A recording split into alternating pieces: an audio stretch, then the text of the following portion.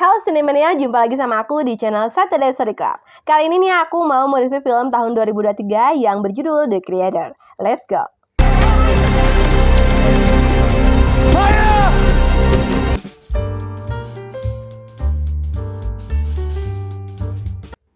The Creator adalah film fiksi ilmiah Amerika tahun 2023 yang disutradarai oleh Gareth Edwards, yang sekaligus sebagai produser dan juga penulis film yang dibantu oleh rekannya sebagai penulis juga, yaitu adalah Chris Weitz. Film ini didistribusikan oleh 20th Century Studio. Film yang berdurasi 133 menit ini mengisahkan mengenai robot AI yang mengalami evolusi. Nah, film ini tuh cukup banyak memberikan ulasan positif di Rotten Tomatoes. Setting film itu di tahun 2070 setelah terjadinya ledakan nuklir yang terjadi di Los Angeles, yang memberikan dampak bagi korban manusia. Sehingga pihak barat tuh melakukan penyerangan kepada robot AI.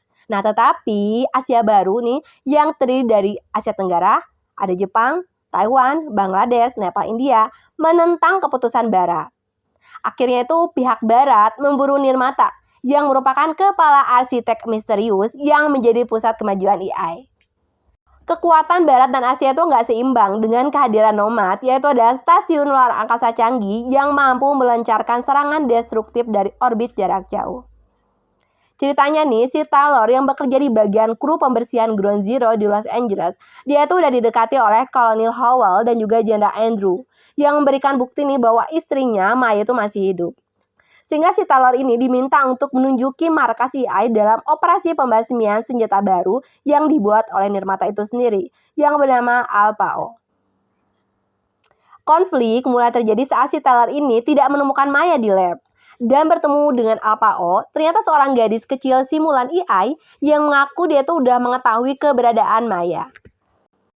The Creator, film yang cukup menarik dengan plot twist yang cukup epik dan juga logis. Alur cerita yang cukup unik dengan hal yang tidak diduga yang terjadi di bagian pertengahan menuju ending, yang menjadikan film ini menurutku cukup seru.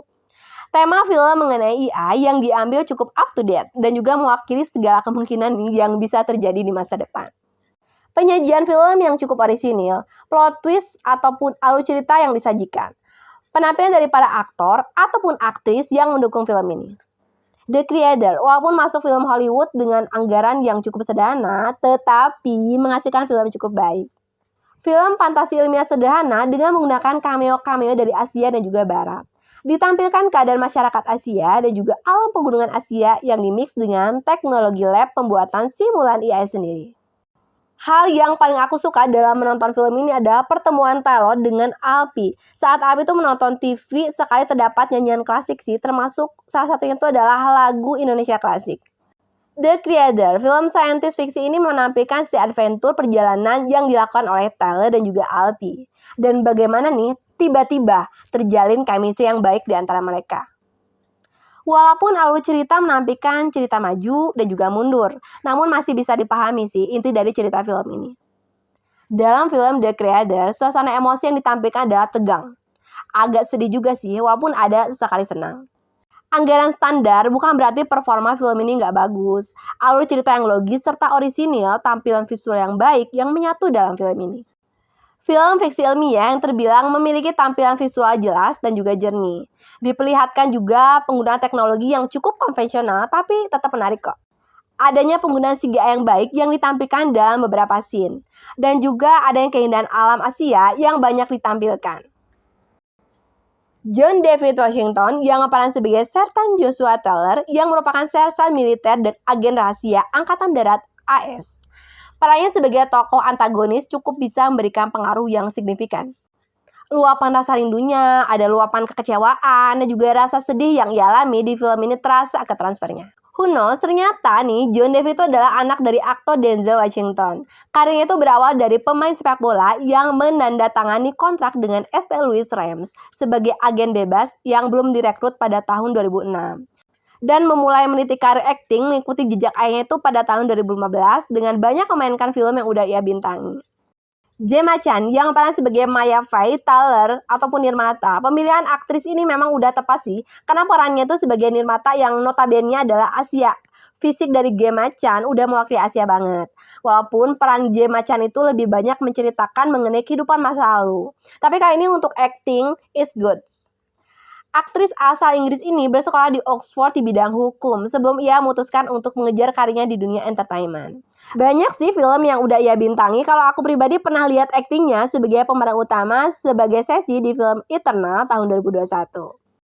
Dan untuk Valen sebenarnya nggak terlalu kelihatan siapa Valen sebenarnya, walaupun terlihat Valen tuh justru di bagian tengah ke ending. Nah, salah satunya adalah Allison Janney sebagai Kolonel Howell, seorang kolonel di Angkatan Darat AS yang menjadi jahat nih karena kehilangan kedua anaknya di masa perang. Sehingga kebencian itu terhadap IA terpendam begitu lama dan ingin menumpas AI. Aksinya memang nggak terlalu signifikan banget sih sebagai villain, tapi sepertinya sutradara Edward membuat setting villain itu seperti itu. The Creator, film yang menurutku berakhir di area pertengahan, ada sad ending dan juga happy endingnya. Dan berakhir dengan jelas sekali, semuanya terselesaikan di ending, tanpa menyisakan suatu pertanyaan apapun.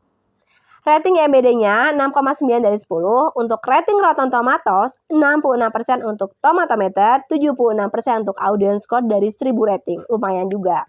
Rating pribadi aku 7,5 dari 10.